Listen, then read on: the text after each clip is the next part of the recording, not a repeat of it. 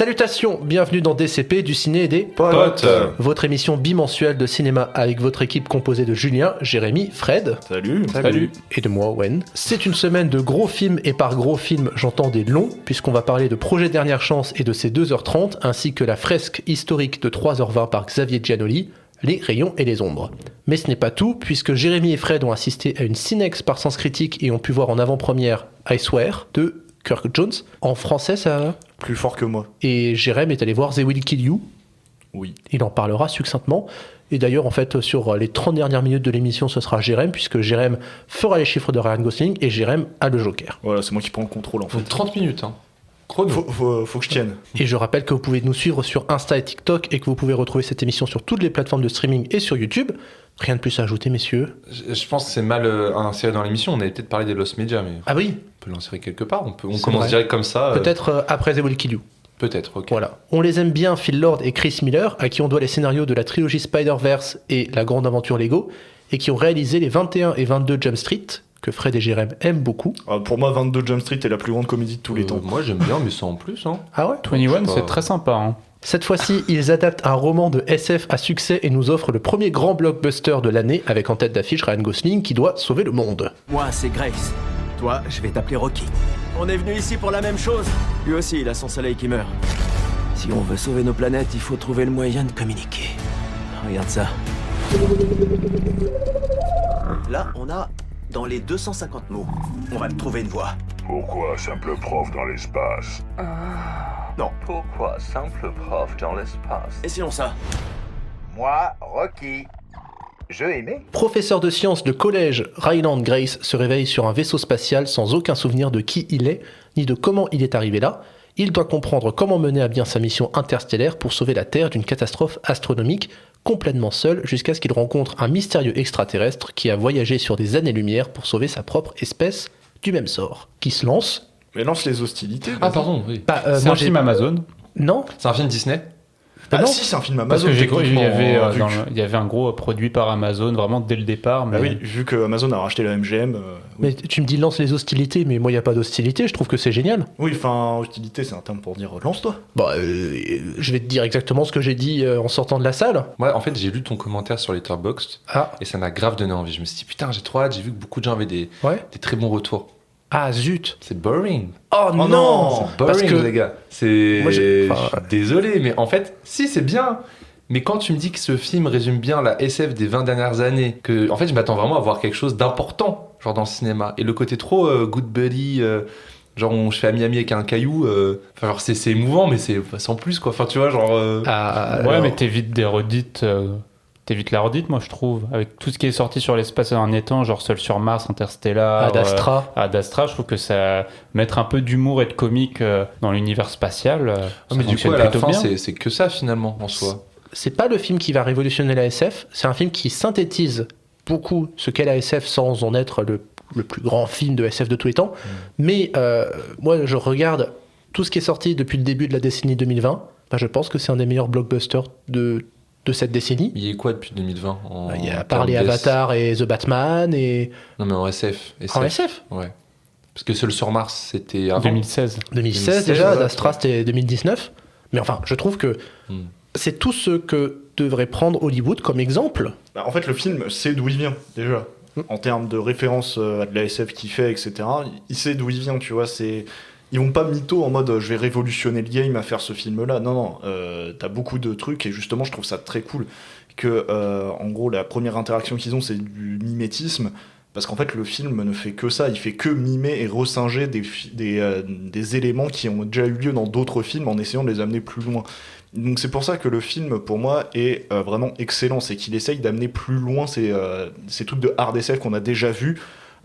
Certes, en sachant d'où il vient, mais en voulant pousser plus loin ce truc-là. Ouais, mais en termes de, en termes de langage extraterrestre, je trouve que c'est un peu simple, quoi. Tu vois, très rapidement, il le comprend, très rapidement, il y a une...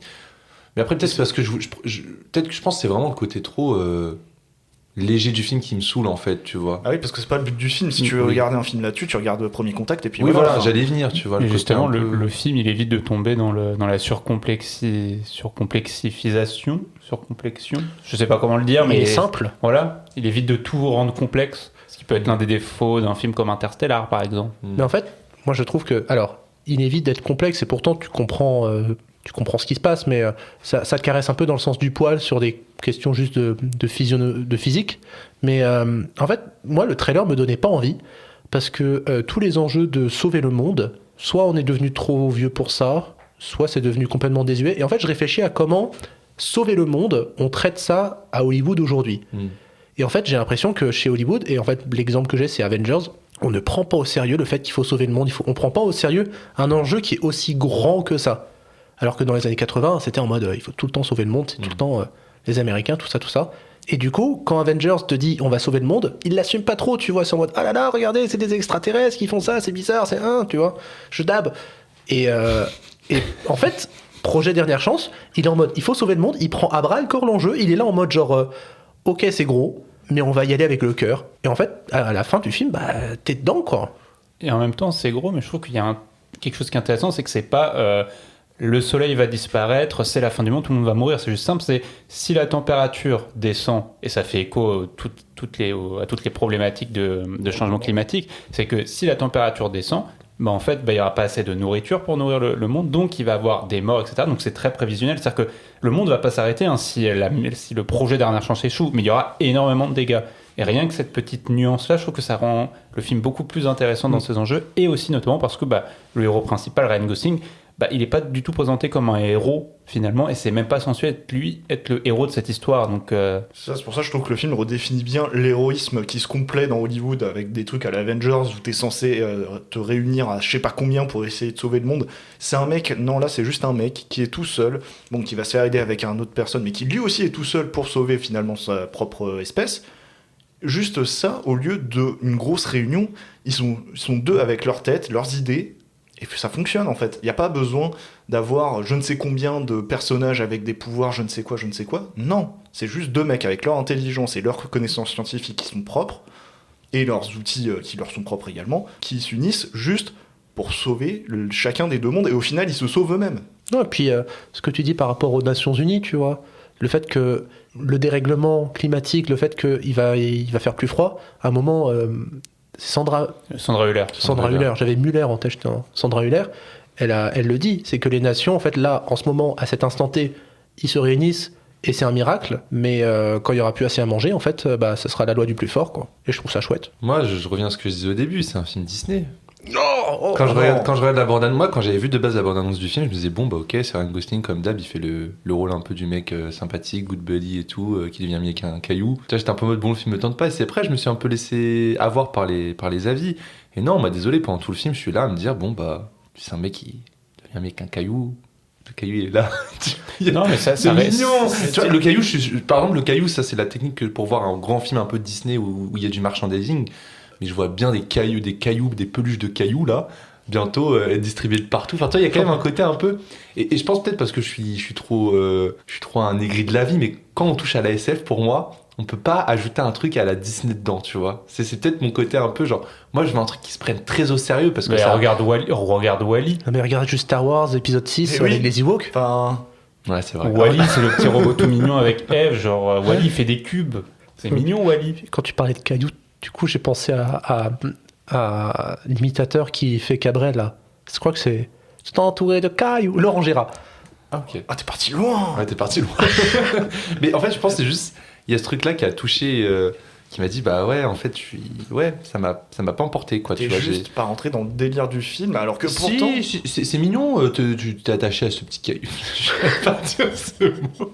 C'est pas un caillou, c'est Rocky. Je m'attendais à ce que la relation Rocky et Ryan Gosling, elles prennent pas autant de place, en fait, dans le film.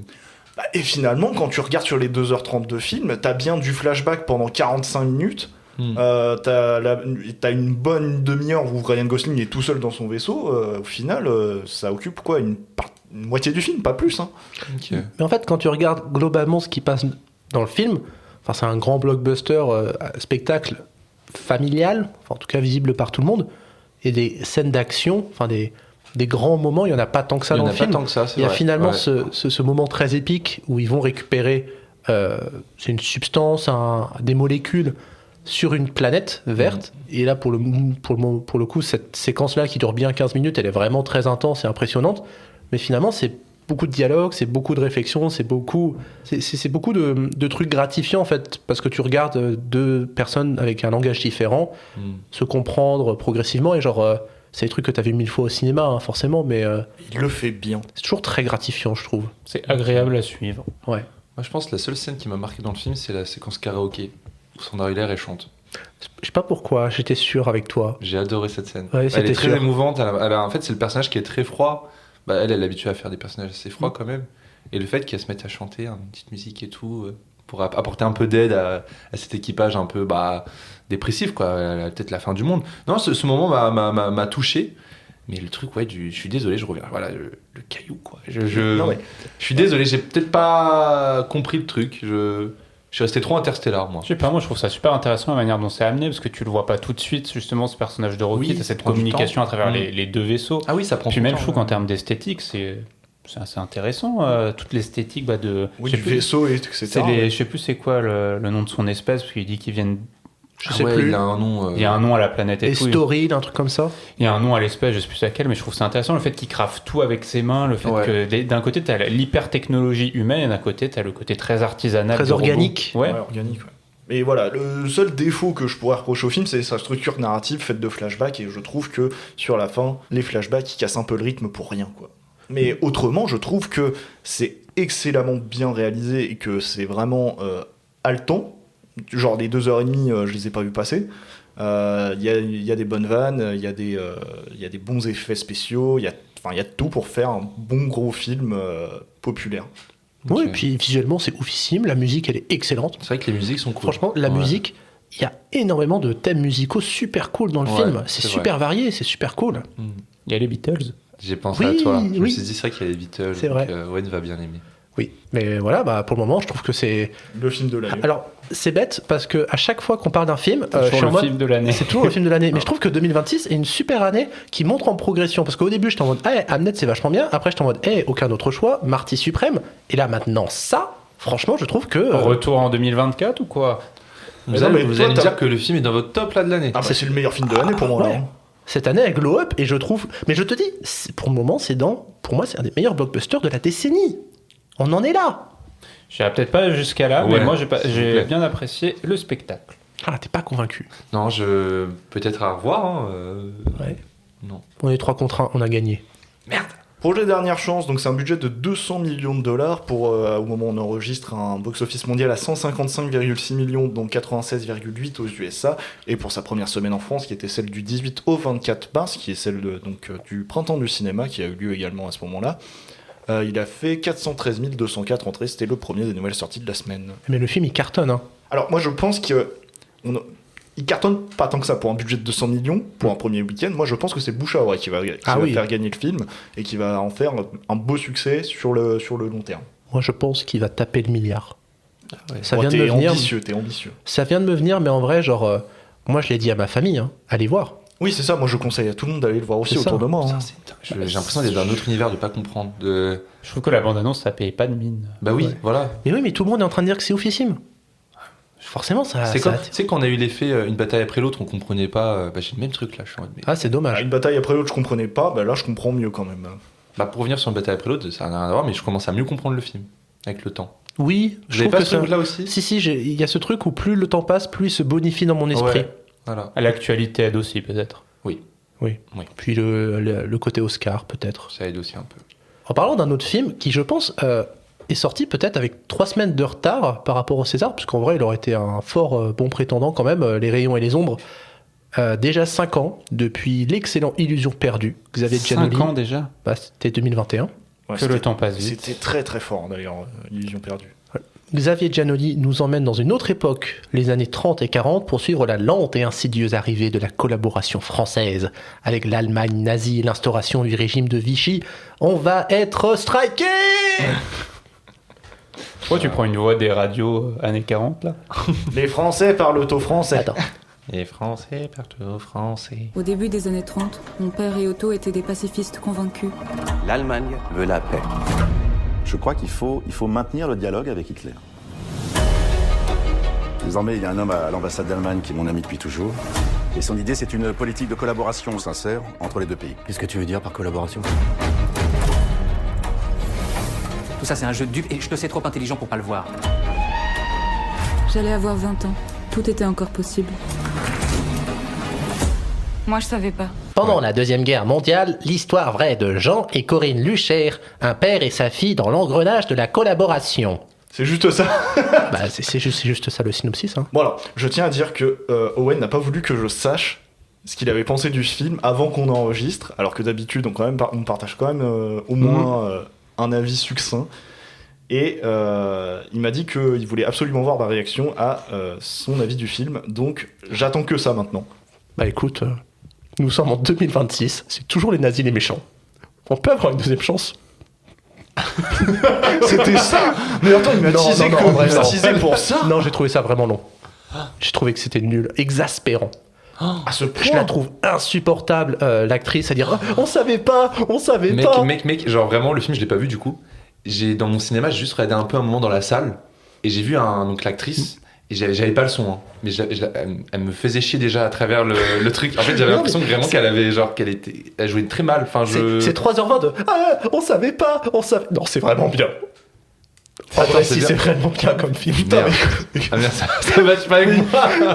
Il me bait, mais constamment. Non, mais je voulais t'emmerder, c'est tout. Mais non, si moi je l'ai vu aussi, c'était incroyable. Menteur, ça c'est un menteur. Je reconnais le Fred menteur, moi. Non, mais c'est marrant comment j'ai ouvert une brèche nulle. Et tout ça parce qu'il a cru que j'allais avoir une réaction de ouf. Non, mais je vous jure, j'ai vu un plan du film et c'était les blondes dedans, c'est ça? Oui, c'est la fille de Carax. J'avais pas l'impression qu'il y avait un bon jeu dedans. Elle joue bien. Elle est vraiment très très bien. Ouais. Ah bon, bah ok. En fait, le film est vraiment très très bien, Frédéric. Ah ouais. Vas-y. Bon, reprenons depuis le départ. Ouais. Owen. Bah du coup, je l'ai dit, c'est très bien. Moi aussi, je trouve que c'est très bien mis en scène. Enfin, j'ai pas envie de parler que de mise en scène, mais je trouve que le rythme est encore très bon. Enfin, pour un film de 3h20, alors certes, j'ai regardé ma montre, mais j'étais pas non plus exaspéré par le temps que je passais. Et non, je trouve que c'est vraiment excellemment bien compté également, même si ça use encore une fois de ce truc de narration a posteriori des événements passés. Mais je trouve que ça fonctionne très très bien. Je pense qu'il faut donner du budget à Giannoli dès qu'on veut faire des grosses fictions historiques en France. Hein. Parce que ce soit Illusion perdue ou même Le Rayon et des ombres, bah voilà, c'est très bien. Et pareil, si on parle quand même d'un film de 3h15, qui n'est pas du tout un film épique ou avec des scènes d'action, c'est-à-dire que là, on est vraiment...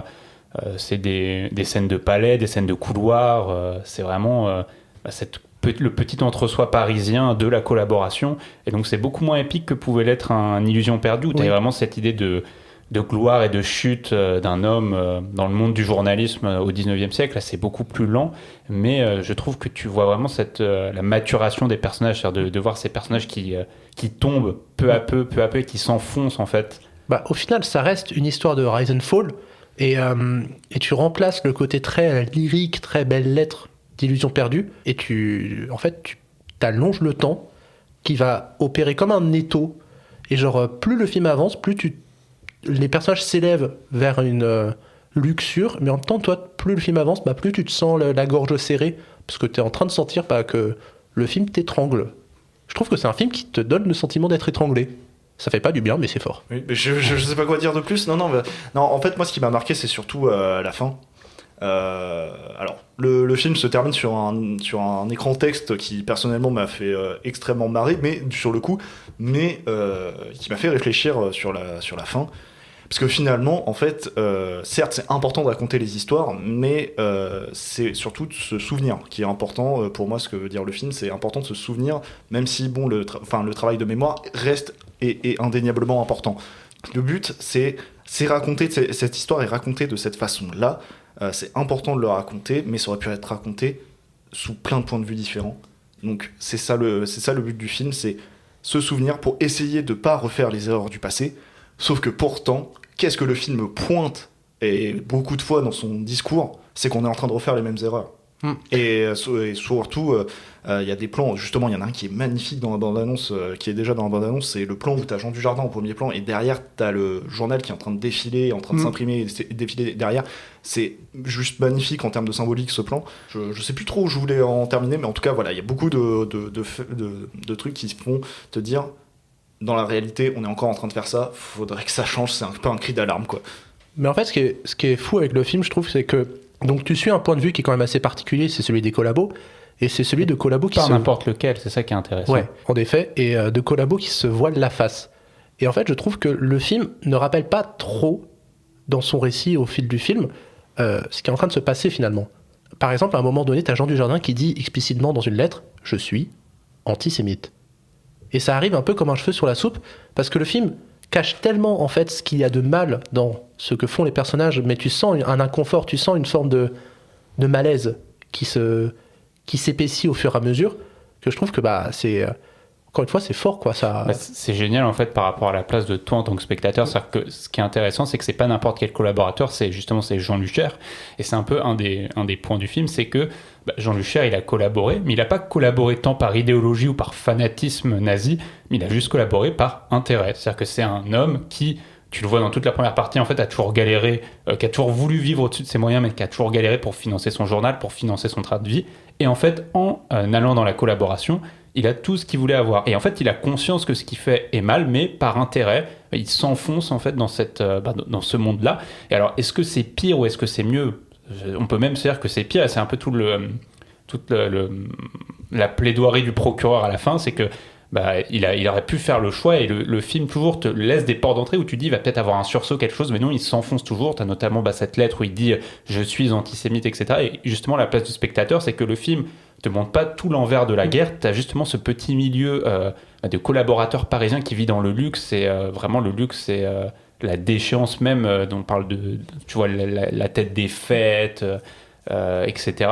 Et justement, toi en tant que spectateur, tu sais ce qui se passe derrière, tu sais toutes les conséquences des propos qui sont tenus par les journaux, de tout ce qui est fait par la collaboration, et ça crée un écart en fait entre les deux qui est très très fort. Mais c'est de quoi déjà que Céline il accuse Lucher avec un terme très précis. Enjolivé. Donc pas assez dur envers les juifs. Donc c'est pour ça qu'il lui dit que lui il est vraiment antisémite. En gros pour Céline, Lucher est pas assez antisémite, il est trop gentil avec les juifs. Et en même temps t'as ce parcours là à côté de sa fille, Corinne, qui est incarnée du coup par Nastia Golubeva-Carax. On l'a vu dans quoi d'autre ? On l'a rien vu. Dans Les Sentinelles, la série Les Sentinelles sur Canal. Ah, pas vu, mais... Voilà. Il a fait la fille de Léo Carax. Ouais, voilà. Et elle a vraiment... C'est elle qui porte le film plus que Dujardin. Déjà parce que c'est elle qui narre le film, et c'est elle que tu suis plus, qui apparaît le plus à l'écran. Et je trouve que son parcours, il est presque pire encore que celui de Dujardin, parce que elle a aucune décision, mais juste du profit. Ouais, mais elle subit les choix de son père, un peu. Oui. Et elle ne s'en défait pas non plus. C'est ça, c'est qu'à la fin du film, moi, vraiment, la tirade du « mais je savais pas » et « mais c'était mon père » et toutes ces fausses excuses qui cherchent un peu, elle cherche à se voiler la face, tu vois, je trouve que c'est presque pire, tu vois. Je sais pas. Je pense qu'il y a des deux en fait, parce que c'est une conséquence, c'est sur un dommage collatéral du fait qu'elle ait toujours suivi son père, mais c'est ce que montre le film, c'est qu'à jamais ils font le sursaut de vouloir changer ou quoi que ce soit. C'est comme tu dis, des gens qui se voilent la face et qui s'enfoncent, puisque ce qui est intéressant, c'est qu'au début le personnage de Jean Lucher, justement, c'est un pacifiste, ce que t'as beaucoup dans les années 30, et en fait ce qui se passe beaucoup, t'as une grosse partie de la collaboration, c'est les gens qui sont pacifistes dans les années 30. Dans le début de la collaboration, t'en as beaucoup parce que, faute de pouvoir faire quelque chose, qu'est-ce que tu fais ? T'es attentiste, tu vois comment se passent les choses, et généralement, à partir de 42-43, t'as toute une partie qui arrête de collaborer, qui passe dans la résistance, mais t'as toute une autre partie, comme Jean Lucher, qui de base était pro-pacifiste et qui se dit que, écoute, on a dit qu'on voulait pas la guerre avec l'Allemagne, finalement, on continue à s'enfoncer dans la collaboration. C'est d'une collaboration, non, c'est d'une entente sincère à collaboration. C'est ça. Ouais. Et à côté, t'as ce personnage-là qui est Otto Abetz, joué par Auguste Diel. Alors j'étais avec une amie quand je suis allé le voir, et elle m'a dit mais c'est fou, à chaque fois qu'il apparaît à l'écran, il vole l'image. Ah, totalement. Alors déjà il a ce faciès qui est très précis, mais il a cette froideur, genre au début il semble doux, et en fait plus le film avance, plus il a cette coupe de cheveux qui devient de plus en plus raide, de plus en plus tirée en arrière, et ce regard là que je trouve terrifiant. Comme Dujardin en fait, tu sens la progression... Mais c'est assez fou quand tu penses à l'évolution de ces personnages qui sont de base plein de bonnes intentions sincères, et tu vois par exemple le personnage d'Otto Abetz, c'est pareil, c'est qu'on te dit pas tout, on te montre pas tout, et en fait à la fin où tu te dis que le mec il en fait dans tout le film il insiste pour collaborer, parce qu'il dit que si on collabore pas, les hauts dignitaires nazis type Goebbels ou Göring en fait ils vont vouloir détruire la France. Puis il affiche un double jeu. C'est ça, en fait il te présente ça comme la collaboration, comme le moindre mal, et toi en tant que spectateur tu te dis il a pas totalement tort, sauf qu'en fait, à la toute fin, t'apprends que il a totalement conscience de la déportation des Juifs, il a totalement conscience de tous les actes de collaboration qu'il fait, et c'est là où ça te met vite une claque en tant que spectateur, parce que t'as presque un côté où tu pourrais presque comprendre ou te dire que ils ont pas conscience de ce qui se passe, mais comme dit Owen, si en fait c'est juste un voilement de la face totale tout le long du film. C'est ça en fait, il a une totale emprise sur l'entourage qu'il a en fait, et Dujardin il tombe dedans à pieds joints quoi, vraiment. Puis effectivement, les 15 dernières minutes qui viennent questionner la question, qui viennent questionner le pardon.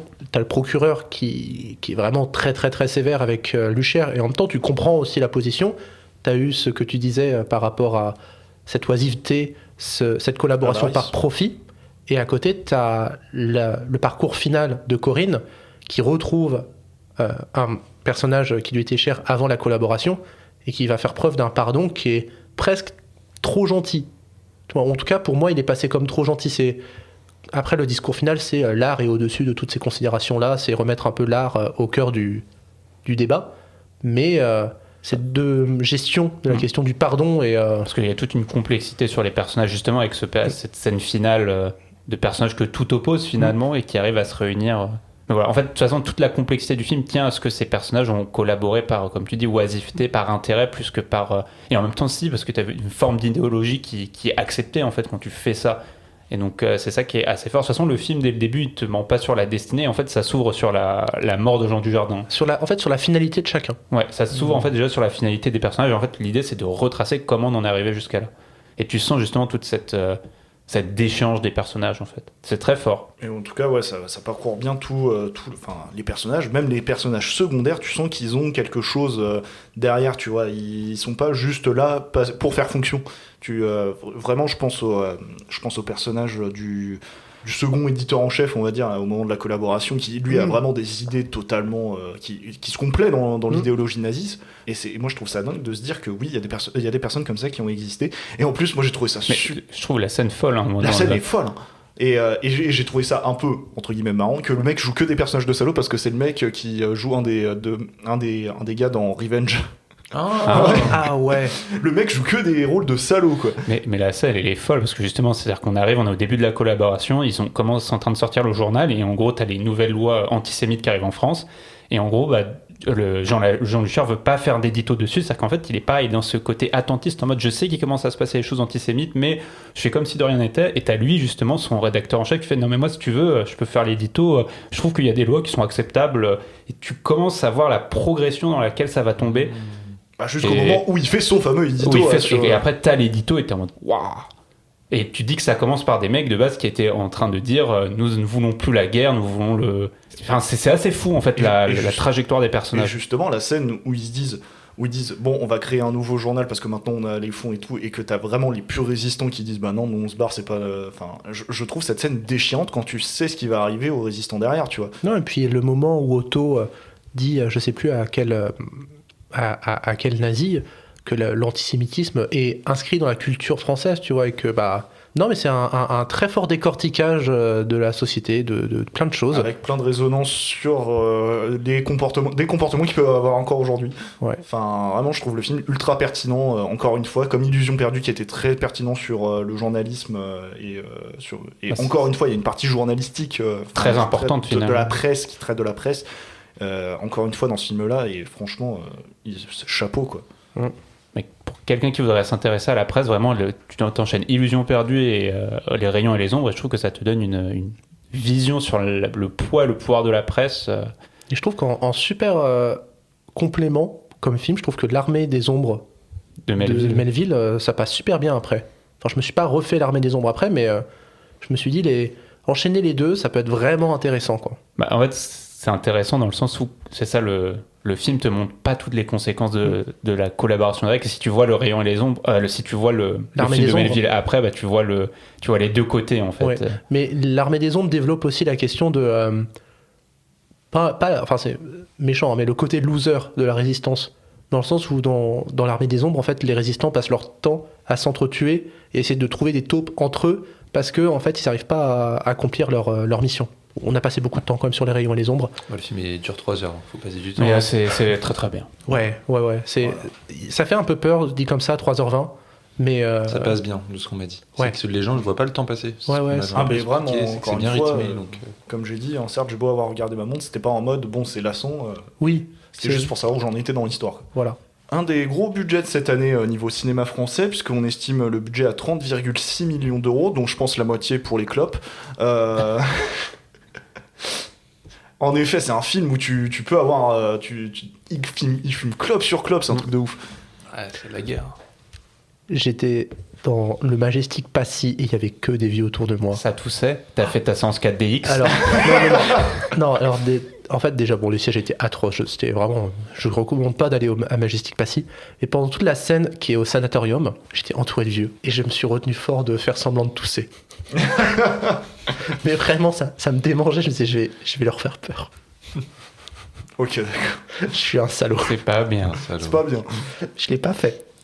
Donc pour du coup 303 452 entrées, donc pour la même semaine que Projet Dernière Chance, et c'était donc le deuxième des nouvelles sorties de la semaine. Les 2 films les plus longs de la semaine, les 2 plus gros succès. Les gros bangers, ouais. Voilà. Les 2 plus grands films de l'année, du coup. Non, parce que moi je mets Marty Suprême un petit peu au-dessus de... Mais c'est pas comparable après. Ah, c'est ça, c'est des trucs tellement différents, mais pour moi, je le mets top 3, tu vois. Mais c'est le haut panier de l'année. Ok. Meilleur film français de l'année, en tout cas. Et du coup, les amis, avec Sens Critique, j'arrive souvent à choper des places de ciné-expérience et d'avant-première, mais j'arrive jamais à y aller. Du coup, je les passe à mes potes, et du coup, mes potes sont allés voir. Plus fort que moi, I en swear. bref. Et j'ai lutté pour que vous y alliez. Parce qu'à la dernière minute, vous étiez en mode... C'est drôle parce que moi, de base, j'avais vu qu'il y avait une avant-première de I Swear au Hall. Et je m'étais dit, putain, il me donne des places de ciné-expérience, j'ai pas que ce soit un film de merde, je préfère aller voir l'avant-première de I Swear. Du coup, on va dans la salle, et c'était aussi l'avant-première de I Swear. Donc, Et il y avait... Et il y avait le réalisateur et l'acteur Robert Aramayo, l'acteur je crois. Hein. L'acteur que j'avais vu moi entreaperçu dans Game of Thrones, puisqu'il jouait le jeune Ned Stark dans les flashbacks. Et il joue dans les Anneaux de Pouvoir.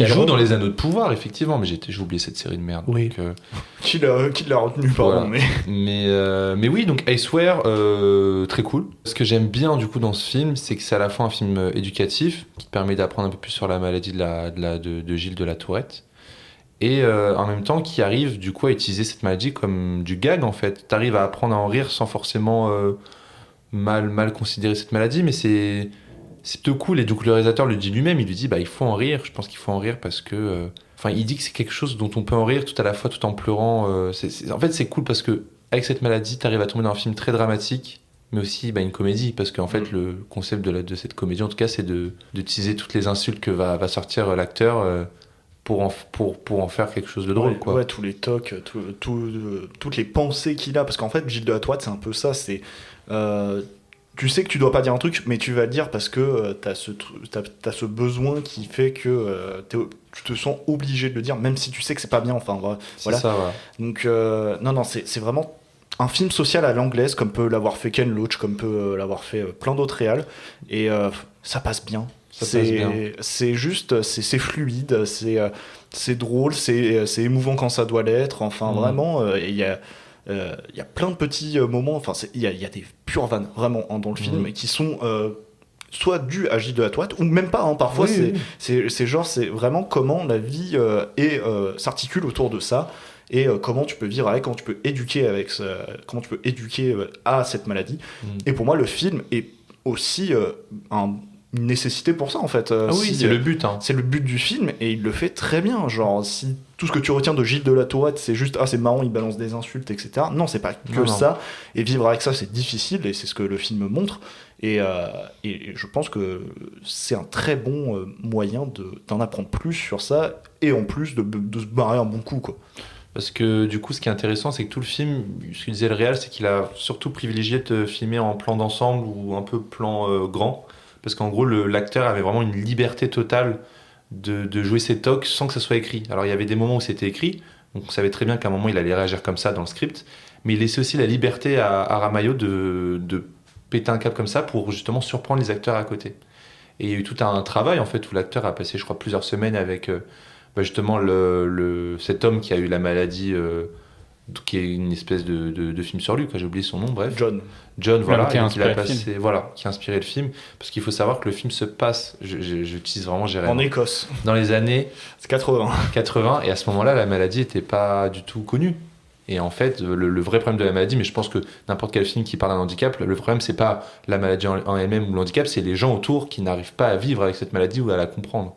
Et tout le principe du film qui des fois est touchant, c'est que les gens ne comprennent pas pourquoi.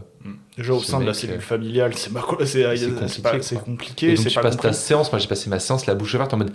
Mais les gars, genre juste, vous comprenez qu'il a une maladie, c'est tout, quoi, tu vois. Mais à l'époque, c'était pas compris. Parce que nous, on a grandi avec, on sait ce que c'est. Mais à l'époque, pas du tout.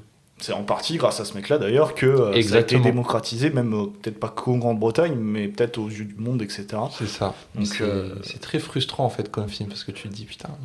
Donc c'est à la fois un biopic, une C'est comédie, enfin c'est très touchant, c'est vraiment, il y a plein de choses dans ce film, ça dure 2 heures je crois. Et puis chaque personne a des caractéristiques propres à la maladie. Par exemple, lui, il l'explique dans le film, c'est qu'il a un toc, c'est dès qu'il voit un lampadaire, qu'il a l'impression qu'il y a un peu de traviole, il lui fait un bisou. Tu vois, mais c'est pas... Alors tu vois, chaque personne qui a cette maladie a ses tocs en fait. C'est assez intéressant. Et en fait c'est ça, et au fur et à mesure du film, il essaye pas de combattre ça, parce qu'il sait qu'il y a aucun remède. C'est juste, il essaye de vivre avec et de vivre mieux avec, c'est juste ça. Et que les gens autour sachent comment vivre avec. Ouais, parce que c'est tout un truc, c'est-à-dire que le mec, en gros, il explique qu'il va plus en ville, il a pas de travail, puisque tous ses tafs lui refusent. Enfin, tu vois, il y a tout un truc où tu ne vis plus. Tu ne peux pas vivre avec cette maladie. Et le film essaie de te montrer comment des voies alternatives, quoi. Voilà, donc très touchant, l'acteur est très très bon. Vraiment, franchement fort. Il avait été facilement éclipsé entre Chalamet et DiCaprio, et c'est le BAFTA qu'il a reçu. Oui, c'est ça. Oui, il a reçu le BAFTA. En grande partie, je pense, parce que c'est un acteur britannique, sur un film purement britannique, je pense. Mais c'était une très bonne surprise. Et, oui, vraiment, très bon film. Si vous confirmez que c'est vraiment un très bon film... allez le voir, à fond. Qui sort le 1er avril. Le 1er avril, ouais. Et en complément, donc, après L'Armée des Ombres, je vous recommande l'épisode de South Park... Gilles de la Tourette. Bah oui, celui où Cartman fait semblant d'avoir Gilles de la Tourette pour pouvoir dire plein d'insultes. Ah, je le connaissais pas du tout. Ok. Mais par contre, c'est vrai qu'en sortant de la séance, c'est pas pour ça. Je me moque pas de la maladie, mais il y a un truc un peu où t'as aussi envie un peu de lâcher des trucs, quoi. Tu vois, dans la nature, de crier, quoi. Tu vois, il y a un truc un peu. Cartman. J'ai joué Cartman en fait. Voilà. J'ai en profité. Mais c'est marrant parce que du coup, j'ai vu après coup qu'il y avait un gros scandale aux Oscars. Au BAFTA. Ils ont BAFTA. invité l'acteur sur scène, c'est ça? Voilà, l'acteur est invité sur non. participer. Le mec, le vrai mec. Attends, non, il est pas mort, le vrai mec. Oh, putain, non, il est vivant. Non, le vrai mec du coup était invité au BAFTA, donc il était dans le public. Et à un moment, t'as Michael B. Jordan qui est sur scène et le mec lâche le N-word. Ah mais oui. Et en fait, les gens ont pété un câble, tu vois, et c'est assez drôle que du coup le film parle de ça. Littéralement. Et qu'il y ait justement cet événement-là, quoi. Contexte. Voilà. Les mauvaises langues diront que c'est grâce à ça que Michael B. Jordan a eu son Oscar. Je pensais parce que Chalamet on a trop fait. Un peu trop dit de bêtises avant les Oscars, peut-être. Ouais, c'est débile en plus, parce que franchement... Oui, on va pas refaire les Oscars. J'ai l'impression qu'on reste beaucoup dans les Oscars, là. Il faut qu'on passe à autre chose, les gars. Bah écoute, on va passer à The Will Kill You. C'est un film, alors réalisé par Kirill Solokov en russe, et produit par ton cher ami Andrés Muschietti. Ah ouais. Ouais, voilà. C'est un mec qui s'est dit, vas-y, j'aime trop le cinéma de Quentin Tarantino, j'aime trop les films d'action à la The Raid, j'aime trop les délires un peu sataniques, je vais faire tout ça là-dedans, et ça fonctionne absolument pas. Non, tu sens que le mec avait plein d'inspiration, mais non, ça colle pas. Alors, le film est court, donc au moins le supplice est de courte durée, mais je trouve que c'est pas intéressant en fait. Certes, c'est un film d'action qui se veut un peu avec des effets gore, avec des effets un peu grand guignolesques, mais une fois que t'as vu la première scène, en fait, t'as un peu vu tout le film.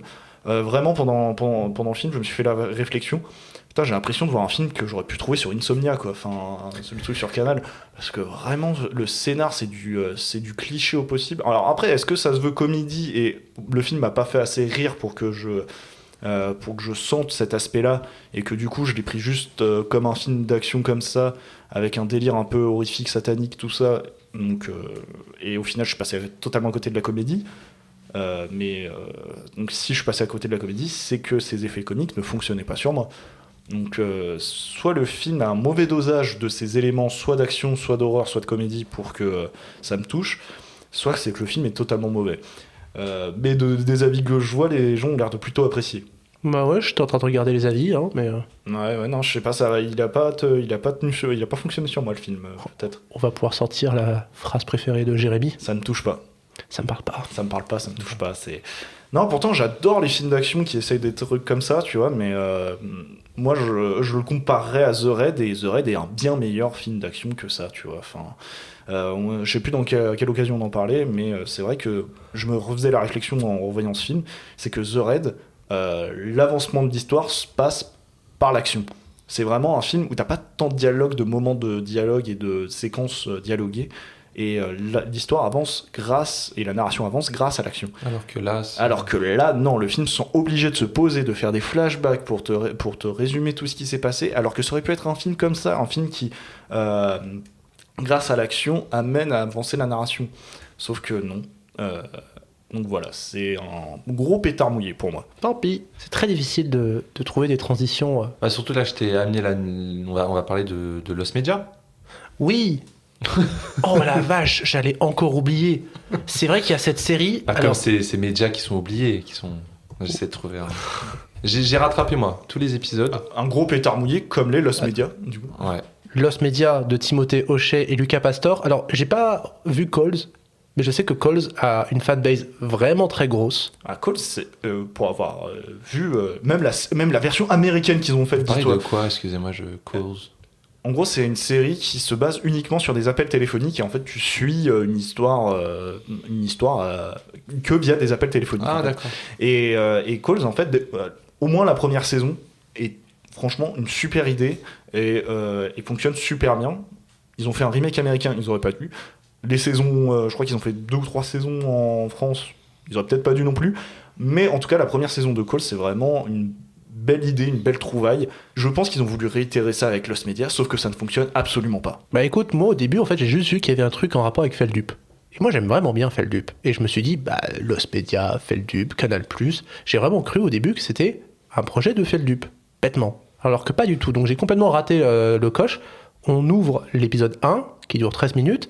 C'est un piano vivant qui tue quelqu'un. Et bon, le concept, il est tel qu'il est. Il y a... En fait, je finis l'épisode en regardant Jérémy et me dis, mais c'est pas bien. Oui, le premier épisode est vraiment très nul. C'est ça. Et du coup, on regarde épisode 2. Et épisode 2, on le finit. Et je redis, bah c'est pas bien. C'est pas bien, quoi. Oui, c'est gênant. Je trouve que le 2, c'est celui avec la Alison tubeuse, là. Ouais, voilà. Non, c'est avec la chouette, là. Papy Chouette. Oui, voilà, Papy Chouette, là. Ouais, bon, il y a un truc un peu... ça va vers l'humour, un peu. Une espèce de comédie un peu grinçante, un peu... Mais ça marche pas. Non, ça marche pas, je suis désolé. Ils font un autre épisode comme ça, un peu sur une émission de télé, pareil, pour moi, ça ne fonctionne pas. En fait, tout le problème de cette série, c'est que d'emblée, ne craignez rien, c'est une fiction. Tu annihiles tout en faisant ça. Le simple de faire une production Canal+, de Lost Media qui sont des contenus sur Internet, ça ne marche pas. Enfin, il y a un truc déjà qui marcherait pas. Mais moi, j'ai lu des analyses du truc qui expliquaient que voilà, chaque épisode veut te parler de santé mentale, de maladies mentales qui s'immiscent. Et je vois pas le rapport avec les Lost Media. Je vois pas pourquoi on vient de créer un truc avec Cadmerade en voix off qui parle à une fille progressivement ça, du coup, ça sert à quoi, et venir te parler de IA. Je comprends pas, genre d'une personne qui crée de manière générative des vidéos et que c'est des vidéos que tu es en train de regarder, mais en même temps tu reconnais les acteurs, tu reconnais la voix d'Emmanuel Curtier, tu reconnais Feldup, tu dis mais putain Feldup c'est quoi, de quoi tu nous parles d'un mec qui fait un stream sur la lune. Moi j'ai bien aimé le truc de Feldup. C'était nul. En fait je trouvais ça très très mignon, genre l'histoire, je trouvais ça assez... Justement, donc tu sens qu'ils ont eu plein d'idées et que ça vient de différents cas de Lost Media ou même d'étrangetés d'internet, si on peut dire ça comme ça. Voilà. Donc pour moi, t'as l'épisode qui se passe sur un plateau télé dans les années 70 américains. Pour moi, ça fait référence un peu à Christine Chubbuck. Une vidéo de Feldup, bon voilà, comme Feldup pourrait en faire. Le côté Lost, le côté avec le dessin animé, ça te refait penser, par exemple, moi ça m'a fait beaucoup penser à Mandela Catalogue. Même tout l'épisode le dernier épisode, pour moi le début, j'avais l'impression de voir du Alan Tutorial. Enfin, non, il y a beaucoup d'éléments où tu te dis, ils ont été piochés ça pour base. Sauf que là, ce qu'ils font de leur base, je suis désolé, c'est de la merde. Tu ne peux pas dire, je prends ça comme élément de base, je vais le développer, mais il le développe de manière tellement mauvaise, en sachant, on sait déjà que c'est une fiction, il n'y a pas de peur qu'il peut instaurer, et même quand la peur peut être instaurée et que ça fonctionne bien, notamment sur l'épisode avec le dessin animé, en fait, il coupe au moment où c'est le point culminant et tu te dis, là, je suis vraiment en tension, là, je suis vraiment angoissé, etc. Mais ça coupe à ce moment-là. C'est vrai que cet épisode-là, c'est le seul épisode où je me suis senti un peu en tension. Oui. Et en fait, je commençais vraiment à me dire, celui-là, je l'aime bien, et il s'est terminé. Et j'étais comme C'est Jérém, trop quoi. dommage. Je trouve qu'il y avait aussi des trucs très mauvais dedans, c'est que dans cet épisode, la dessin animé, peut-être dans les autres, c'est que les personnages expliquent trop. Ouais. C'est ça. T'es en mode, mais les gars, on a compris, ça ne sert à rien d'expliquer, justement, laissez-nous kiffer, quoi, en fait. Et puis l'esthétique est trop propre pour certains trucs, tu vois. Enfin, l'esthétique est trop propre, tu sens pas que ça fait réel, tu vois, dans l'idée de Lost Media. Bien que, du coup, vu que c'est des fictions qui sont créées par IA, donc, vraiment, il y a tout un bordel à ce niveau-là. Je sais pas, vu que en fait, le principe même ne fonctionne pas pour moi. C'est de dire qu'un Lost Media, c'est un truc qui sort de nulle part. Voilà, c'est un truc dont dont plusieurs personnes sont censées avoir le souvenir. Sauf que là... Alors là, ta création originale, Canal+, un Lost Media, ça apparaît dans ta face, soit dans tes souvenirs, soit par hasard. Et voilà. À part l'épisode avec la voix d'Emmanuel Curtier, l'épisode avec des voix off, ça, c'est un épisode drôle. Oui. Voilà, c'était un épisode que j'ai bien aimé. Ouais. Il y a 2 épisodes à sauver. Moi, je suis désolé, bizarrement, j'ai bien aimé l'épisode de Feld Up. Genre, j'ai trouvé ça très... l'histoire dont il nous parle, c'est assez surréaliste, très, très drôle, en fait, très même mignon. Alors, tu vois, le fait qu'il y a un homme sur un astéroïde, enfin, il y a un truc un peu très... le Petit Prince vibe, je sais pas comment vous expliquer. Et un truc en même temps un peu étrange, un peu dérangeant. Non, je sais pas, moi, j'ai bien apprécié, même si... Je pensais clairement que Lost Media c'était que Feld Up en fait, que c'était une collaboration en fait entre lui et Canal, et qu'il allait avoir un truc plus large. Pareil, moi je pensais que ça allait être une création documentaire. En fait, on s'intéressait à des vrais cas de Lost Media. Oui, voilà, exactement. Je pensais que c'était ça moi de base. Donc en fait, on n'a pas du tout compris le projet. Après, j'ai vu la fiction, je me suis dit pourquoi pas, mais non. On va peut-être passer à autre chose, les amis. Ouais, parce que ça fait 5 minutes. Ça. Ouais, mais le temps file. C'était pas des épisodes très longs. S'il y a une saison 2, j'irai pas regarder. Non. Voilà. On a enfin fini notre grande section de critiques, mais de rien, elle était longue. Et il reste 2 rubriques qui sont possédées par Jérém. Je possède la fin de l'émission. Là. Tu possèdes les chiffres de Ryan Gosling. Combien ? Et oui, je possède les chiffres de Ryan Gosling, mais je vais vous les offrir quand même. Voilà, c'est parce que je suis sympa. C'est généreux, mec. Donc du coup, à l'occasion de la sortie de Projet Dernière Chance dont on vient de parler, j'ai voulu m'attarder sur un acteur qui est passé par plein de phases différentes dans sa carrière, des débuts dans l'indé, puis passé par des films d'auteur, et maintenant une phase où son côté comique est bien plus mis en avant. Ryan Gosling, donc petit rappel d'usage, Projet Dernière Chance n'est pas pris en compte dans les chiffres du box-office. Commençons. Ryan Gosling, c'est 30 ans de carrière depuis son premier rôle dans Frankenstein and Me, sorti en 96. C'est 29 films à son actif en comptant Projet Dernière Chance, donc un film par an à peu près, avec Ryan Gosling à l'affiche. Et 26, c'est le nombre de réalisateurs différents avec lesquels il a travaillé. Donc il a travaillé au moins 2 fois avec 3 réalisateurs, donc Damien Chazelle pour La La Land et First Man, Nicolas Winding Refn pour Drive et Only God Forgives, et enfin Derek Cianfrance pour Blue Valentine et The Place Beyond the Pines. The Place Beyond the Pines, d'ailleurs, j'ai toujours cru qu'il était réalisé par Nicolas Winding Refn, mais... Ah non. Pas du tout. Non, mais je sais pas, c'est... C'est l'image que j'ai aussi de l'affiche. Voilà. Ah ouais, vous trouvez ? Oh non.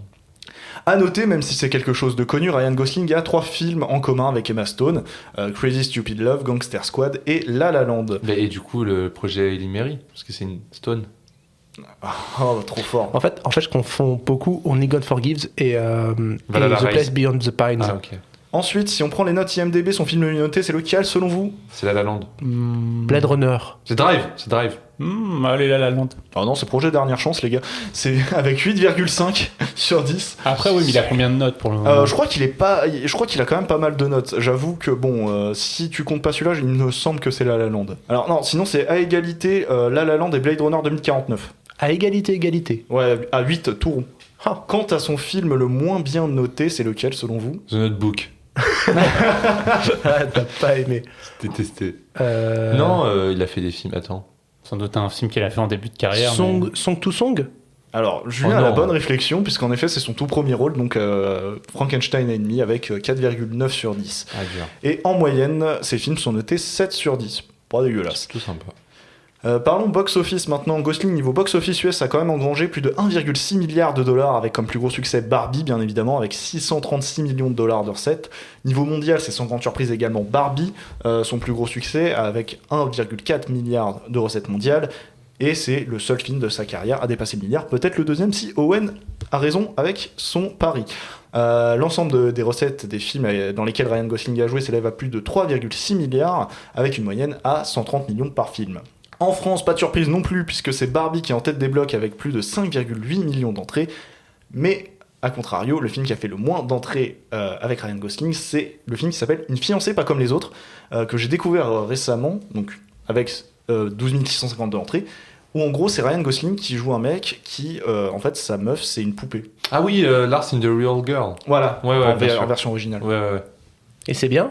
Bah c'est flippant. Hein. Dedans vraiment t'as Gosling qui a genre 10 kilos en plus, une moustache, et qui présente sa femme, une poupée, aux gens. Réalisé par Craig Gillespie, du coup, qui a fait après, plus tard, I, Tonya, Cruella, qui s'occupe de Supergirl là, maintenant, qui va sortir cette année. 5 des films avec Ryan Gosling ont dépassé le million d'entrées en France, et au total, ces films ont fait pas loin de 20 millions d'entrées, avec une moyenne d'environ 850 000 par film. Au niveau des récompenses, Ryan Gosling, c'est 280 000 nominations dans des cérémonies de récompenses pour 60 victoires, donc que des nominations et aucune victoire aux Golden Globes et aux Oscars.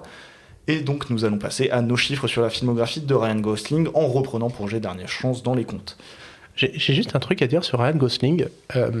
J'ai jamais trop compris sa voix. Il a une voix grave. Bah, je trouve qu'il a un grain de voix, un timbre de voix. Je sais pas, j'ai toujours ressenti de l'inconfort en l'entendant parler. C'est une énigme pour toi, c'est ça, son timbre? Ouais. Il a fait du doublage, Gosling. En fait, il a pas la tête de sa voix. Enfin, il a pas la voix de sa tête. Je sais pas. Ça me perturbe. Bah, toi aussi, t'as pas la voix de ta tête. Eh oh, qu'est-ce que tu dis là? Ça marche mieux là. Ouais, ça me ressemble un peu plus, ouais. Donc au nombre de films avec Ryan Gosling vus, Owen est dernier. Je suis nul. Avec 6 films vus. Pourtant, j'ai essayé d'être moins nul, j'ai regardé Big Short avant. Ça n'a pas suffi. Et deuxième, du coup, Fred, avec 8 films. Et pourquoi je dis deuxième? Puisque nous sommes premiers à égalité avec Julien, avec 9 films vus. Ah ouais, 9 films près, les gars. Un film, du coup, près, mais... Oui, un film près, les gars. Ça veut dire que je suis seul dans ma nullitude. Oui. Un peu. 4 films avec Ryan Gosling ont été vus par tous. Projet Dernier Chance, bien évidemment, puisqu'on vient d'en parler, mais également Drive, La La Land et Barbie. Un peu ces gros films, on va dire. Oui. A contrario, 15 films avec lui n'ont été vus par aucun d'entre nous, dont Blue Valentine, Les Marches du Pouvoir ou encore Gangster Squad. Et en même temps... Non, c'est Gangsterdam le fameux avec... Oui, tu confonds Gangster Squad et Gangsterdam. Oui. Ryan Gosling n'a pas joué avec Adams. Mais ce que j'allais dire, c'est qu'en même temps, c'est des films, j'ai pas l'intention de les voir, en fait, je m'en fous un peu. Ah, c'est ça. Mais enfin, quoique, Blue Valentine, ça a l'air sympa, mais les débuts de sa carrière, les films dans lesquels il jouait, c'est pas si bien que ça, quoi. Pas l'impression que ce soit ouf, ouais. Nous sommes 3 à avoir vu un film avec Ryan Gosling que les autres n'ont pas vu. Fred en a 2, N'oublie jamais et Crazy Stupid Love. Oh, vous avez pas vu Crazy Stupid Love? Mais non, ça fait vraiment partie des trucs. C'est génial. J'ai envie de le voir. Il y a Steve Carell. J'adore ce film. Trop bien. Toujours pas vu. Julien est le seul à avoir poursuivi la collaboration entre Gosling et Winding Refn avec Only God Forgives. Je n'aime pas ce film. Et pourtant, tu es le seul à avoir vu. J'ai beaucoup de Drive, mais Only God Forgives, je n'aime pas du tout. Ok. Et enfin, je suis le seul d'entre nous à avoir vu Song to Song et je suis étonné que Fred ne me rejoigne pas sur Terrence Malick là. Ouais. En fait, j'ai ce côté-là avec Malick où je préfère le voir au cinéma, et comme la trilogie urbaine, donc il y a Song to Song, un film avec Christian Bale, Night of Cups, c'est des films qui repassent jamais au cinéma. Ils n'aiment pas mettre ces films à Malick au cinéma. Je crois que de manière générale, ils sont pas très aimés ces films. Bah, Song to Song, c'est vrai que je l'avais vu en salle, je m'étais un peu fait chier. Tu l'avais vu en salle? Ouais. À l'époque quand c'est sorti, ouais. Je m'étais fait chier. Il faut le voir en salle. Qui a pas vu Nice Guys? Du coup moi je l'ai pas vu. Ah bah attends on va y venir, pardon. Spoil. Julien avait aussi, du coup, j'ai oublié de le noter, pardonne-moi, le seul à avoir vu The Nice Guys. C'est cool. Mais en Franchement, temps, c'est très cool, The Nice Guys. Ça m'a jamais tenté. T'es pas tenté par ses rôles, quoi. Mais en fait, Gosling, oui, de manière générale, je vois qu'il est à l'affiche, mais je m'en fiche. Je pense The Place Beyond the Pines, par contre, c'est incroyable. À ce point? Moi, Ouais. fan. Ah, j'ai adoré. Ça, pour le coup, à voir. Et enfin, dans les films qui ne manquent à une seule personne d'entre nous, seul Fred. Et dans ce cas-là, puisque sur 2 films, car c'est le seul à ne pas avoir vu The Big Short et Blade Runner 2049. Et oui. Big Short, ça s'est joué à quelques jours, parce que... Et Blade Runner 2049, est-ce que ça vaut le coup? Ah oui, moi je trouve que c'est très très bon Blade Runner 2049. Je préfère l'original, mais j'aime bien le 2040. C'est Denis Villeneuve, quoi. Au moins, c'est beau. Ok, à rattraper alors. Et moi, qui a pas vu First Man? Parce que moi, je l'ai pas vu, du coup. J'ai pas vu First Man. Je l'ai non plus. vu. Moi, je l'ai vu. Mais je m'en fiche aussi. C'est le Chazelle le moins marquant, on va dire. Le moins marquant. En fait, celui qui me tente le plus, c'est The Notebook. Maintenant, Alors voilà, je voulais y venir. Ne regardez pas The Notebook. Que ce soit Owen, Julien, Jérém, nos auditeurs, ne regardez pas ce film de merde. Désolé. Je suis très très dur, mais c'est très nul, c'est très gnangnan. C'est le genre de film que tu regardes quand t'es triste et que t'as envie de manger une glace en étant triste. Mais à la fin du film, c'est nul. ça se trouve, t'étais pas dans le bon mood pour voir le film. Non, T'as non, mangé mais... une glace pendant le film, du coup? Non, même pas. C'est peut-être pour ça. Non, mais je vous jure, vraiment, c'est un film qui en plus, qui te met en avant des relations toxiques et qui te dit que c'est de l'amour. Enfin, il y a tout un truc. Non, J'ai l'impression qu'il y a beaucoup ça au cinéma. Ouais, non, mais là, je vous le déconseille vivement. C'est très très nul, malheureusement. C'est Rachel McAdams. Je sais. Regarde-le en accéléré, en 2. Carrément. Bon. Merci pour tes chiffres, mon cher ami. Merci beaucoup, Jérémy. Merci. Voilà. Et est-ce que ton Joker tient sur Ryan Gosling aussi? L'amour précon soit-il, l'amour au cinéma précon soit-il, notre... Non, je rigole. Il va vraiment rester pendant toute l'année, genre. Non, rien à voir avec Ryan Gosling, Oh. rien à voir avec Projet Dernière Chance en général, ni Oh. avec l'amour. Oh. Non, alors c'est vrai que j'avoue avoir dit à Owen, je sais plus si on a traité ce Joker-là ou pas. Peut-être on l'a déjà fait, mais il me semble pas. En fait, j'ai eu cette réflexion de me dire, les plans séquences au cinéma. On l'a déjà traité. Merde. Non, je rigole. Non, je crois pas qu'on ait fait. Non, On voilà. a dû en parler, mais pas en Joker. Voilà, donc du coup, moi j'avais. Je sais pas, moi c'est un truc que j'aime beaucoup, les plans séquences, et je me suis fait la réflexion, déjà, première question, lesquels vous ont marqué, et question qu'on va amener peut-être après et que j'aimerais bien qu'elle rentre dans le débat, c'est est-ce que maintenant c'est toujours aussi signifiant qu'avant, ou est-ce que maintenant c'est juste un effet de style, purement un effet de style pour le style? Bah déjà, venez, on définit le plan séquence. Parce que peut-être les gens qui nous écoutent, certains, j'ai l'impression qu'ils confondent plan long et plan séquence. Voilà, qu'est-ce Parce qu'un plan que séquence? De base, un plan séquence. J'adore, j'aime trop. J'étais fasciné quand on m'a appris ça. Un plan séquence, techniquement, c'est un plan dans une seule séquence. Donc en soi, une séquence, ça va se traduire par un temps et un lieu. Donc si on est dans, je sais pas, dans une pièce, dans une cuisine, et qu'il y a un grand plan long, et qu'après on fait une sorte de contre-champ sur un personnage dans la continuité, c'est plus un plan séquence. Donc c'est pour ça que je pense que c'est important. Il y a plein de gens qui disent waouh, c'est impressionnant le plan séquence. Mais en soi, voilà, faut bien savoir ce que c'est. C'est un plan dans une seule séquence, une séquence composée d'un seul plan. Voilà. Tout Si simplement. vous voulez avoir la référence ultime du plan séquence, c'est, je crois que mon coloc est une sacoche. Voilà, c'est du pur plan séquence. Oui. Il parle pas de moi. Owen, il a là. C'est pas moi le Ah, coloc. Je suis pas une sacoche, moi. Enfin, quoique. Mais Je connais pas du tout c'est quoi. Je connais pas ce classique de YouTube. sur YouTube. On le regarde après. C'est 9 minutes de pur bonheur. Ça t'explique ce En qu'est fait, un plan séquence. d'ailleurs, j'ai dit, en sortant de Lost Media, j'ai dit c'est marrant, j'ai vu un film, il est vachement meilleur que Lost Media, ça tient autant de temps, ça redéfinit bien mieux le Lost Media, c'est mon coloc qui une sacoche. C'est vraiment la réponse à tous nos mots en fait. Ah ouais. Non, moi, ma référence, de toute façon, c'est Les Fils de l'Homme. Hein. Oui, mais tu vois, le plan séquence. On voit Oui. le plan séquence comme un truc, comme un plan en mouvement constamment, alors qu'en fait, il y a des super bons plans séquences qui sont des plans fixes. Bah, t'as le truc de Hunger, là. on Bah, l'avait Hunger, étudié. oui.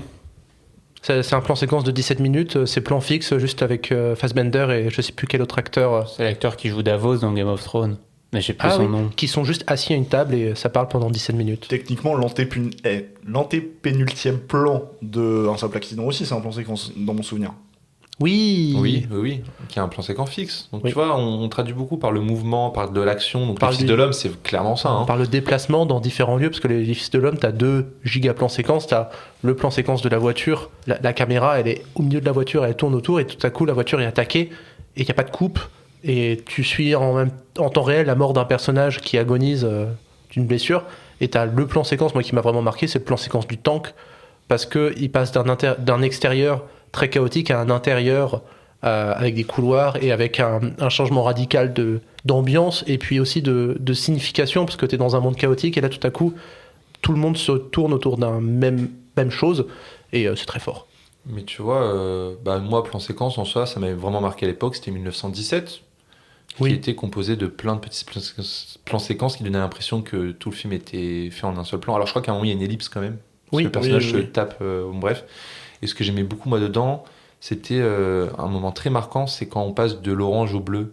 C'est qu'on passe d'un moment dans une espèce de ville en feu à un moment beaucoup plus paisible où t'as le personnage qui est dans un fleuve avec des fleurs. Oui. Et c'était vraiment ce changement de colorimétrie qui était assez fort dans le plan séquence en tout Mais cas. je me souviens à l'époque, tout le monde se touchait sur Roger Deakins pour ce moment-là. Ouais, c'est vrai. Bah, ça m'avait marqué, moi. Moi, mon plan séquence de référence, c'est Atonement. Reviens-moi en français. Je sais pas si vous l'avez vu. Je l'ai revu récemment, j'adore ce film. Tu vois la scène du plan séquence ou pas? Quand il arrive en fait dans le camp militaire. Oui, et oui, clairement. Oui. Et en fait, c'est long. Je crois qu'il y a vraiment bien 5 minutes, voire Ouais. 10 minutes Oui. le plan séquence. Sur Et je trouve- la plage, c'est ça? Ouais, c'est la plage où tu as tout le camp militaire qui est installé. Mais ce qui m'a toujours impressionné avec ce plan séquence, c'est que pour le coup, tu es vraiment dans un changement de registre dans le film. C'est-à-dire que le film, on est un peu vraiment dans une romance, mais Intime bourgeoise. ouais, romance intime, bourgeoise, etc. Et là, on rentre vraiment dans le film de guerre. Et en fait, pour le personnage, tu es vraiment dans un changement, comme pour le spectateur, tu passes vraiment dans quelque chose qui est totalement différent et tu sens que la guerre va arriver avec ses conséquences. Et je trouve que c'est pas un plan qui est gratuit. Non, c'est vrai.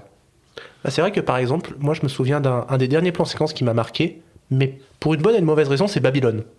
Parce que l'introduction de Babylone se passe dans une fête, et t'as cette caméra qui descend, qui remonte, qui vient s'immiscer sur un dialogue pendant la fête pour quitter, tout ça. Enfin, c'est vrai que ça se fait de plus en plus, ce truc-là. Et ça se faisait même dans ça, Welcome à Derry, et c'était nul. Voilà, et donc du coup c'est génial, ça me fait une super transition du coup pour la deuxième partie de ma question que je vous évoquais tout à l'heure. Est-ce que c'est du coup un effet de style purement pour impressionner ou c'est toujours aussi signifiant plan séquence? Parce que tu dis ça, j'ai l'impression que beaucoup de films se disent ah vas-y pour mon premier plan je vais faire un plan séquence et il y a eu toute cette période où on s'est dit putain juste pour dire waouh je veux marquer mon film, enfin je veux marquer les spectateurs dès le premier plan du film, je vais faire un plan séquence. Bah, celui qui m'a vraiment énervé là-dessus, c'était The Revenant. Et même Iñárritu de manière générale. Moi, de manière générale, je trouve que Iñárritu, c'est beaucoup de technique pour beaucoup de m'as-tu vu. Et je trouve que The Revenant, c'en était vraiment la goutte de trop. Iñárritu, c'est... Birdman, c'est Iñárritu. Oui, Birdman, moi j'ai trouvé ça très bon. Il y a une période, je me butais à Birdman, vraiment. Hein, mais c'est vrai que The Revenant, franchement, ça m'avait un peu comme toi, ça m'avait un peu gonflé. Ouais. C'était vraiment genre, bon, on allait tourner en extérieur, on a un super acteur, on va vraiment il veut vraiment son Oscar, on va vraiment lui mettre de la misère, on va lui faire pêcher un poisson, remonter une pente, manger son poisson, ça va durer 7 minutes, et il n'y aura pas de coupe, et stop. Moi, un plan séquence que j'ai trouvé signifiant mais qui était un peu relou à voir, c'est dans Ghost Story. Vous l'avez vu ou pas, Ghost Story? Toujours pas. Oui, Toujours moi j'aime pas. beaucoup je Ghost crois Story. de quel plan tu parles, même si je l'ai pas vu. En fait, il y a un plan qui a bien fait parler, c'est t'as une séquence où t'as Rooney Mara qui vient de perdre son mari, hein, c'est le concept du film, et qui mange une tarte Ouais, j'en ai entendu et parler. qui fait une crise en fait du comportement alimentaire et qui mange toute la tarte. Et le plan vraiment reste fixe et ça dure, je crois, 7-8 minutes. Et je trouve ça, c'est... Enfin, Gratuit. Non, justement, je trouve ça...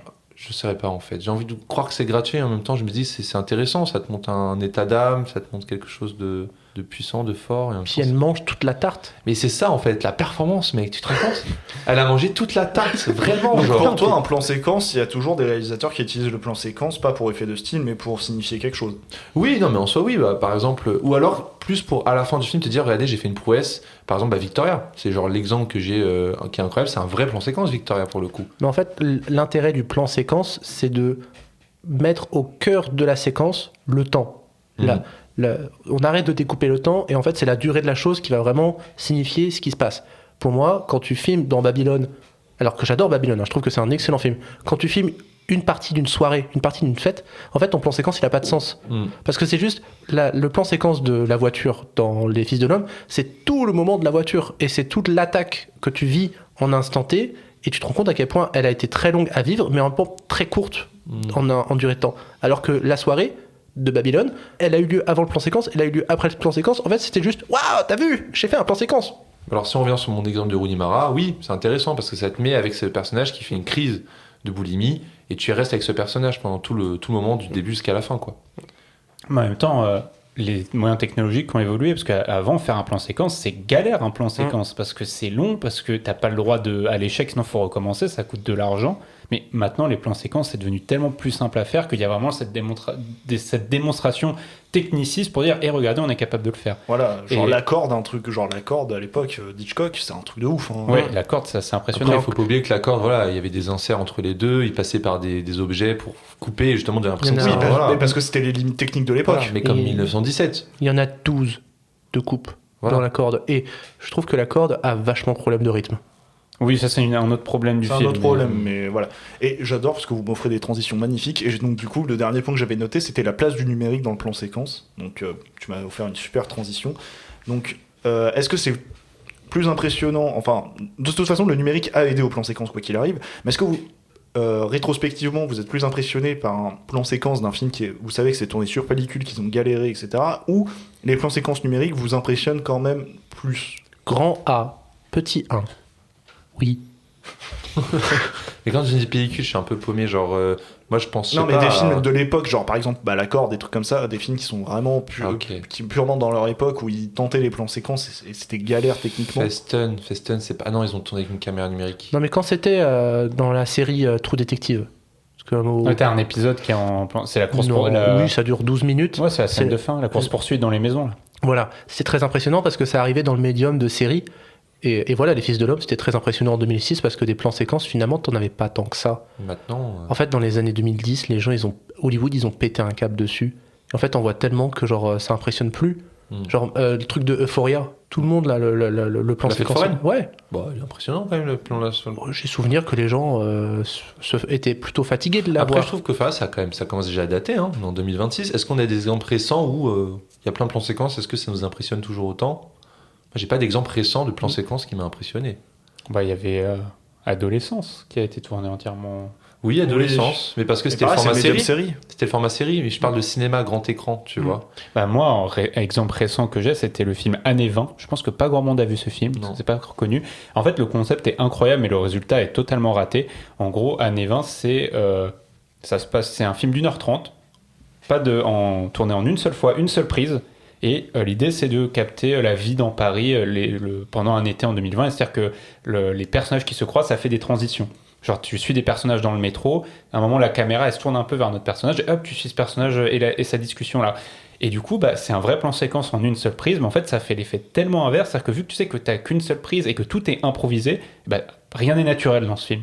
C'est-à-dire qu'on a voulu utiliser le plan séquence pour avoir le procédé le plus naturel possible, c'est-à-dire l'image égale le temps, c'est-à-dire qu'on ne découpe plus le temps pour avoir vraiment 1h30 dans Paris, avoir un côté ultra réel comme tu pourrais avoir chez du Linklater, sauf que vu que les acteurs en fait sont en perpétuelle improvisation, rien ne sonne naturel.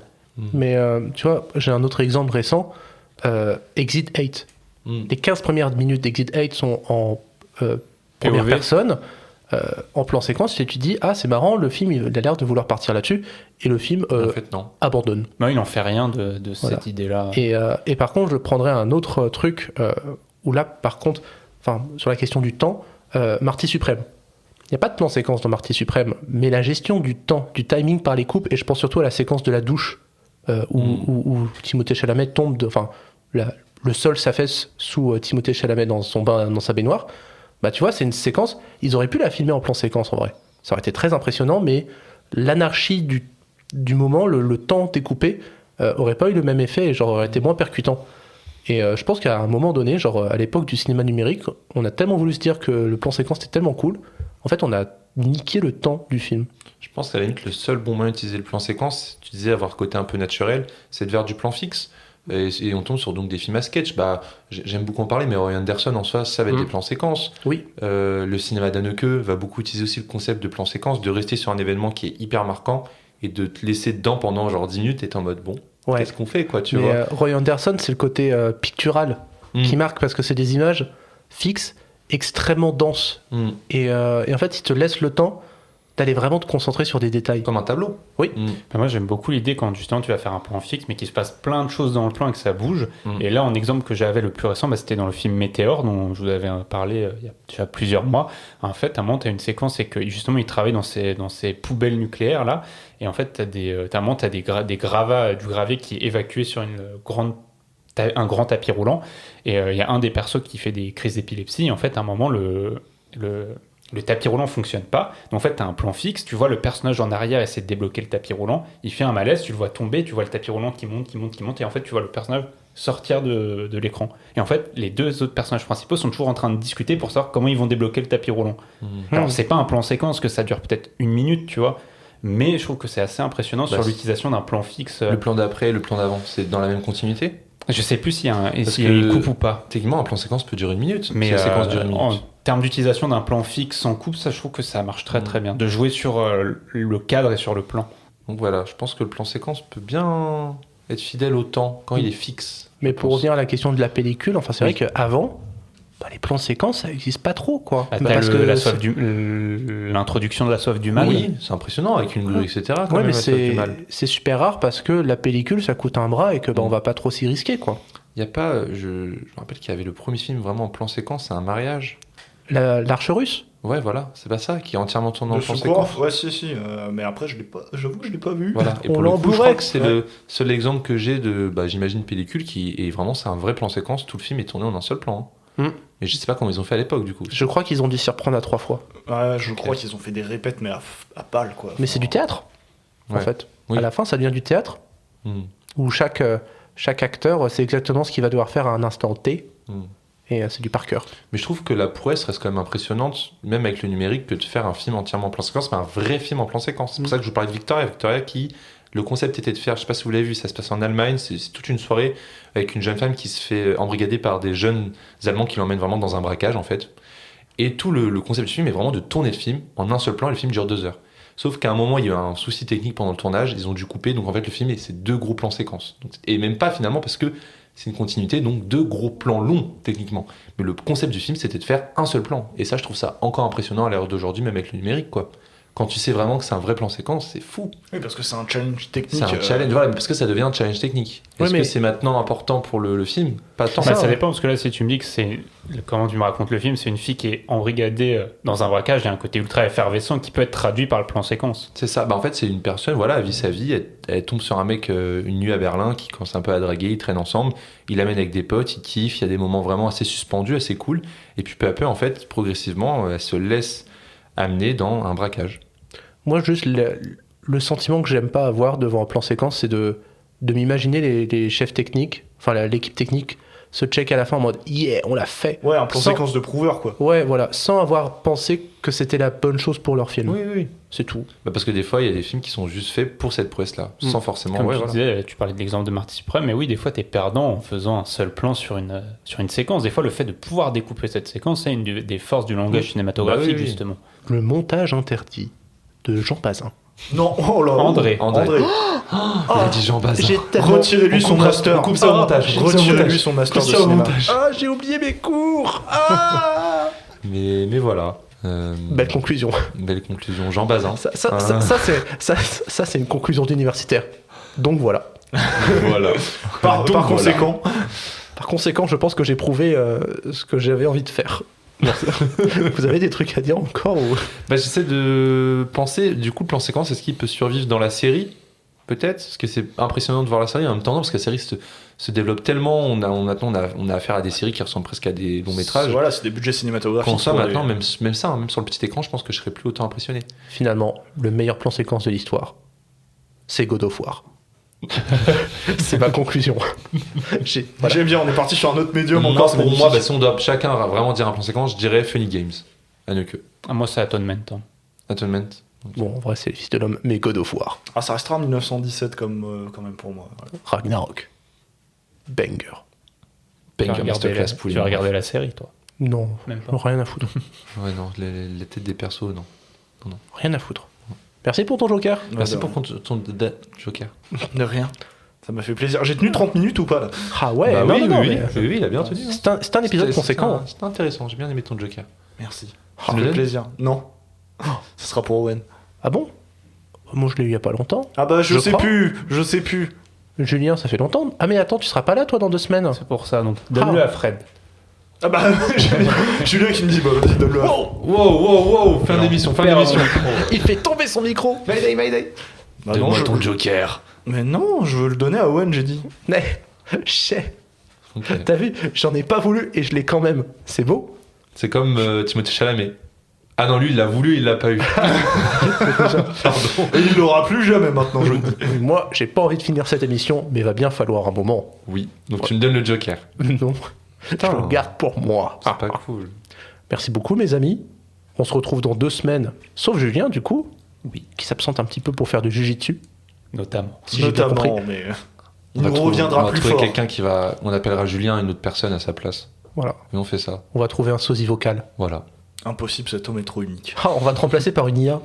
Ah ouais, peut-être. Ah ouais, avec tout ce que t'as dit, je pense qu'il y a moyen. Il y a Je moyen, pense ouais. que tu retrouves tous les shorts qu'on a fait, tu passes ça Ouais. Ouais. sous IA. Je pense que tu peux avoir une imitation, malheureusement. Et on peut te faire dire tout ce qu'on veut du coup.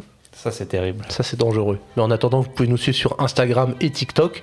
L'émission est à retrouver sur toutes les plateformes de streaming et sur YouTube. Vous pouvez mettre des étoiles, des commentaires, nous aider. Et on vous fait des grosses bises. Et ciao. Salut. Salut.